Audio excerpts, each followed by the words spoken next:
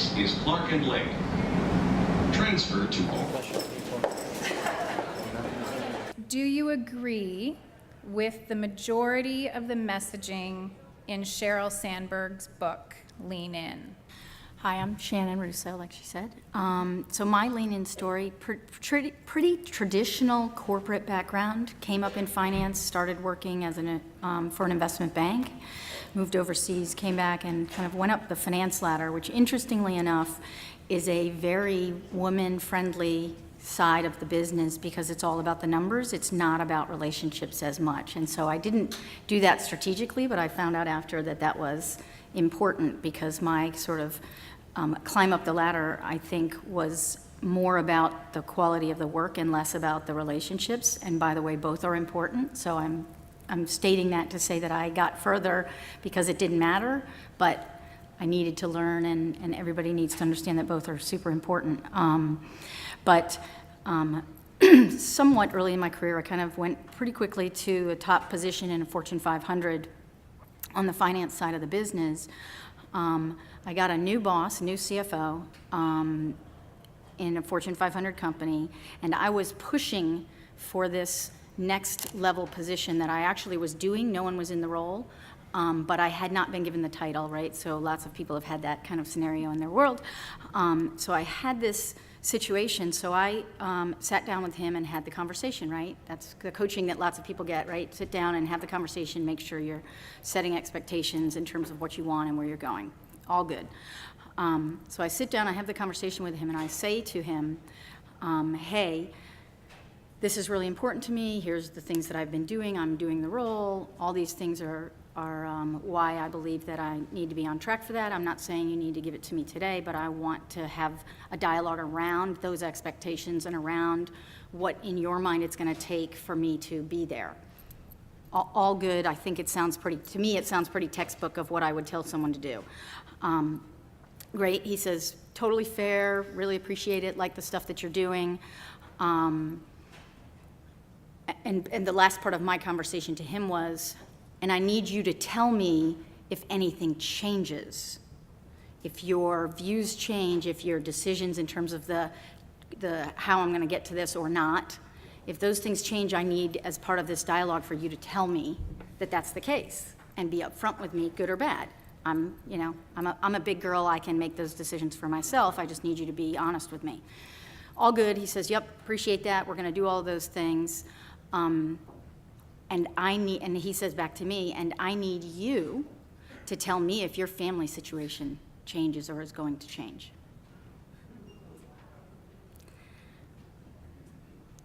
I didn't even know what to say to him.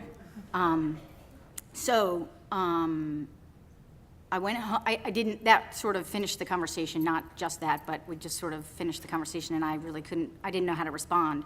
So I kind of went home, and I didn't know what to do with that. So, the typical options, call somebody in HR, but I knew if I did that, my career's over at this company, and maybe other things, right? So good, bad, or ugly, that's the reality.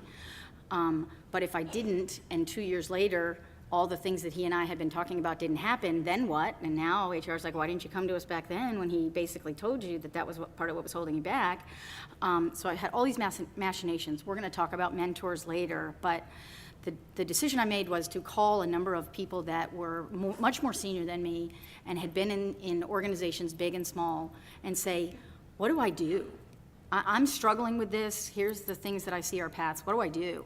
And the great advice that I got, and it was where I was leaning anyway, but was, you can do this. You've got the job. That was a comment. It probably was, it might not have been in context. It might not have been the smartest thing he ever said. All those kinds of things. You keep doing what you do, and you'll be fine, and make those decisions and just go past that. So that was the decision that I made. And it was all good. I got promoted. Everything worked out. Great career with him and that company. So I made that decision to lean back in and say, no, this is important to me, and I'm not going to let things that are on the fringes bother me or do that. But I relied on those to kind of make my decision, and said, no, if this is important to me, then I'm not going to step back. I'm going to kind of keep going in terms of doing what's important, and that is ultimately how I got to where I am at today. So that's my leaning story. And Shannon, you had mentioned that parts of the book, it wasn't necessarily Sheryl Sandberg's experience, but some of the things, the societal issues that she was talking about really made you mad. Can you elaborate on that a little bit? Sure. Yeah, there's one of the things that, if you haven't read the book, it's filled with not just her story and other people's stories, but it's filled with a significant amount of data. And I'm sort of coming up the finance side. I guess I'm a little bit of a data geek. So the overwhelming amount of information and data and studies and consistent, information that's presented that doesn't have anything to do with her. What was frustrating for me was how consistently negative it is, how consistently off against females in terms of the same stuff it is, and so that was a big reminder for me, like, it's still here. We all are kind of in the same place, but it's here. And what is controversial but really resonated with me related to that is the fact that it is not on purpose as much anymore.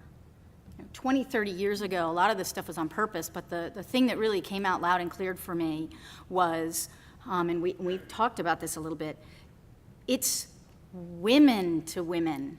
Not just, so to be very clear, this is not men putting women down. That is not what we're talking about. This is society and expectations, and why is it that when you go away for 2 weeks, people are jumping, women and men, to help your husband, but when he goes away for 2 weeks, no one's saying, hey, can I help you and take the boys? I mean, I'm just saying, are men helpless? I didn't think so. I've got a partner in this. So, but that's an example of, this is not an us against them, and it's filled with things like that. There's a great, I think it's a Pew study that she references in the book where they describe behaviors, and they do this whole background of this person and what they did, and they managed deals, and they did all these things and all of that kind of stuff, and they write this profile, and then they had people say, what is this person? Could they be a good leader? Or would you hire them in your organization? All these things. They use the exact same profile, Heidi, the exact same profile, Howard, in this Pew study. Overwhelmingly, Howard was somebody I would want to work for, somebody I would want to lead my organization, somebody I would want to do that. And like 90%, like that percentage that we had up there at the beginning, Heidi sounds bitchy, sounds like somebody I might not want to work with. And the profile was exactly, and these weren't just men making this decision, by the way, let me be very clear.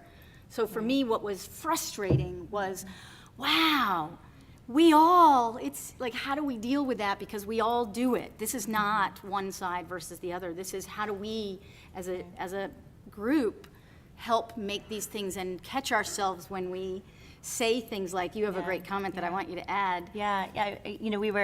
We were talking informally about situations where our women supporting women, our men supporting women, and it's these subtle examples. And I gave the example of, I had a decision to travel to the UK for a couple of weeks, and it was actually a 2.5-week trip, and I had a 2-year-old and a 4-year-old at home. And even my really close friends who are, directors at, major companies would say to me, I can't believe you're going to be away from your kids for that long. I mean, I could never do that.